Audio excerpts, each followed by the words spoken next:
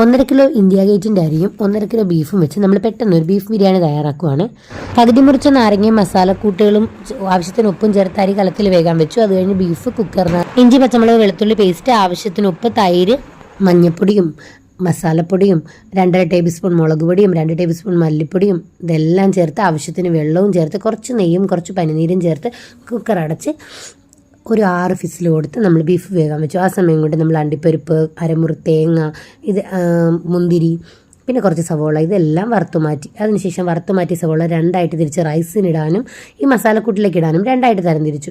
എന്നിട്ട് നമ്മൾ ഫിസിൽ പോയി കഴിയുമ്പോൾ കുക്കർ തുറന്ന് ഈ മസാലക്കൂട്ടിലേക്ക് വറുത്ത് വെച്ച കുറച്ച് സവോളയും വറുത്ത് വെച്ച തേങ്ങയും ഇട്ടു. ആ സമയം കൊണ്ട് അടുപ്പത്തിന് നമ്മുടെ റൈസ് ഒന്നിലൊന്നും ഒട്ടാതെ വെന്ത് കിട്ടി. മസാലയുടെ പുറത്തേക്ക് റൈസ് ലെയറായി നമ്മൾ അണ്ടിപ്പരിപ്പും ചേർത്ത് ലെയറായി റൈസ് ഇട്ട് കൊടുത്ത് 15 മിനിറ്റ് ദമ്മിൽ വെച്ചപ്പോൾ നമ്മുടെ ബിരിയാണി റെഡിയായി. Long video channel ഇട്ടിട്ടുണ്ടേ.